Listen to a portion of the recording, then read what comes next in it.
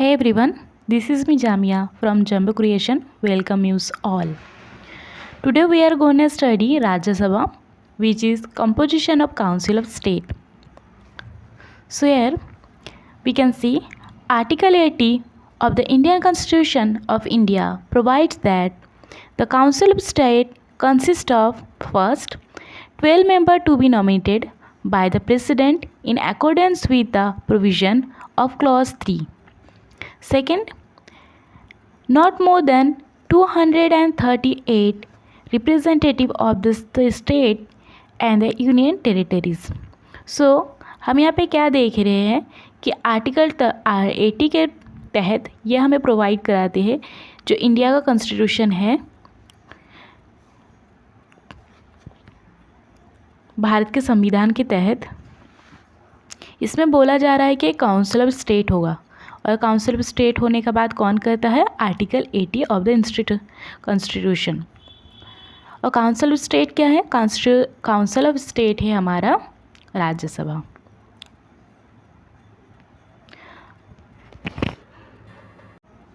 उसी के साथ पॉइंट टू हमारे क्या बात कर रहे हैं? Not more than 238 representative.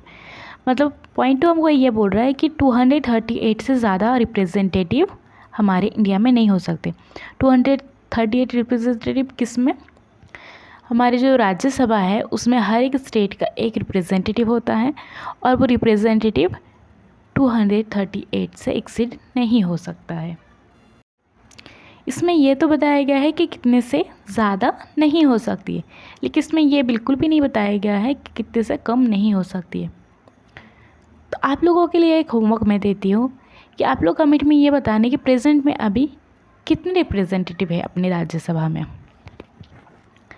Second, the allocation of seat in the council of state to be field by the representative of the state and union of territories shall be in accordance with the provision in that we have contain in the fourth schedule.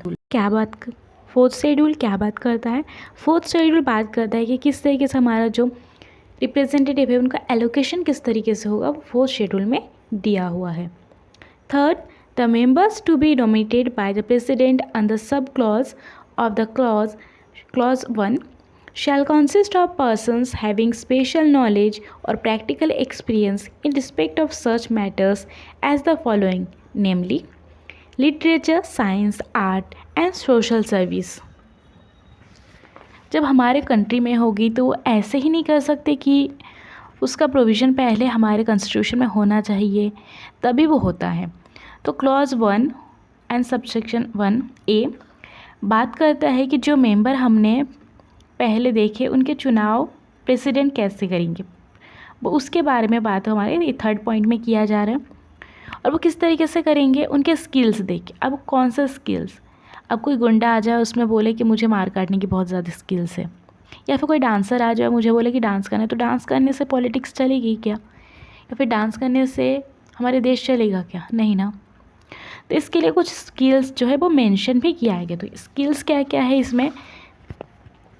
Skills है जैसे literature का बहुत ज़्यादा experience है, skills उनको होना चाहिए, अता पता होना चाहिए, साइंस का होना चाहिए या आर्ट का होना चाहिए या सोशल सर्विस का होना चाहिए।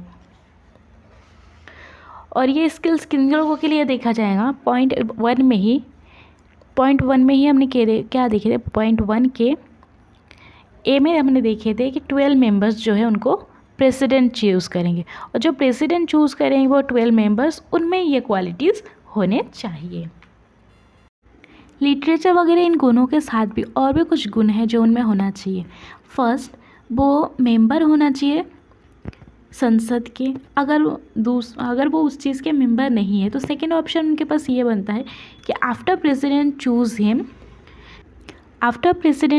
हिम ही और she must be take a step. वो चुनाव में खड़ा होना चाहिए और चुनाव में खड़े होकर उसमें जीत के आना चाहिए। 6 महीने का टाइम उसके लिए उन्हें दिया जाता है। Fourth is the representative of each state in council of state shall be elected by the elected members of the legislature assembly of the state in accordance with the system of proportional representation by means of single transferable vote। आप लोगों को single transferable vote और double transferable vote के means में difference पता है? Single transferable vote ऐसा होता है कि जिसमें हम एक ही बार वोट करते हैं और वो चूज़ होता है, लेकिन प्रेसिडेंट के लिए कैसा होता है, प्रेसिडेंट के लिए सिंगल ट्रांसफरेबल वोट नहीं यूज़ होता है। उनमें कैसा होता है कि आपको जैसे 5 ऑप्शन दिए गया है तो पाँचों में से पाँचों को ही चुनना है, लेकिन फर्स्ट में किसी और को रखना है, सेकंड में किसी और को रखना है, थर्ड में किसी और को रखना है। फर्स्ट को यानी फर्स्ट प्रेफरेंस, जैसे हम एडमिशन के लिए जाते हैं तो हम first preference, second preference, third preference ऐसे कॉलेजेस के लिए देते हैं, उसी तरीके से ये प्रेफरेंस होता है और उसमें जितने भी मेंबर्स होते हैं सब इसमें इलेक्ट करते हैं और जो सबसे ज़्यादा इलेक्ट होके आते हैं वो होते हैं हमारे प्रेसिडेंट। हमारा 4 पॉइंट इस बारे में बात कर रहा है कि हर राज्य का एक रिप्रेजेंटेटिव होंगे जो उस स्टेट या यूनियन के मसले को सामने ले आएंगे और सुलझाएंगे। तो उन्हें इलेक्ट कौन करेगा? उन्हें इलेक्ट करेंगे वे लोग जिनको हम इलेक्ट करके आए। अक्सर अगर आपने वोटिंग नहीं किए होंगे तो देखो हमारे पेरेंट्स वोटिंग करने जाते तो वो डायरेक्ट हम उनको वोटिंग नहीं करते जो प्रेसिडेंट बन के आते हैं या फिर प्राइम मिनिस्टर, तो वो हम जिनको वोट करते हैं वो उन्हें वोटिंग करते हैं, उससे वो इलेक्ट होके आते हैं।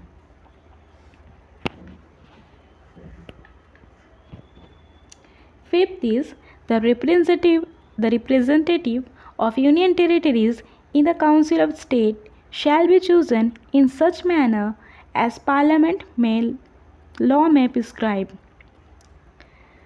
तो आपको पता है संसद भी परसेप्शन लिखते हैं, क्या आपको पता है? नहीं। जिस तरह डॉक्टर पेशेंट को प्रिस्क्रिप्शन देते हैं, हम यूट्यूबर डिस्क्रिप्शन देते हैं, उसी तरह पार्लियामेंट भी प्रिस्क्रिप्शन कर रहे होते हैं। लेकिन ये प्रिस्क्रिप्शन हमारे प्रिस्क्रिप्शन से काफ़ी ज़्यादा अलग होते हैं। वो प्रिस्क्रिप्शन उनका फॉर्मेट भी अलग होता है, उनका टर्म्स भी अलग होते हैं। तो वो प्रिस्क्राइब करते हैं टाइम टू टाइम कि कैसा हमारा जो चुनाव है। ये 5th के पॉइंट क्या बोल रहा है, सिर्फ और सिर्फ ये यूनियन टेरिटरीज़ के लिए, जो छोटे छोटे होते हैं ना, दामन एंड दीव, थाने और उसके अलावा दिल्ली, ये जो यूटीज़ है जो पूरे स्टेट डिक्लेयर नहीं हुआ है, उन लोगों के चुनाव कैसे होगा उसका जो डिस्क्रिप्शन है वो कौन देगा? वो पार्लियामेंट प्रिस्क्राइब करेंगे। तो एक बार पूरा हम रिवाइज कर लेते हैं। आर्टिकल 80 से council of state, article 80 council of state. Clause 3 क्या कहता है? क्लॉज 3 कहता है 12 members of the president, 12 members by president. Clause 3 12 members by president. Third B, not more than 238, 238 से ज़्यादा मेंबर्स नहीं होंगे।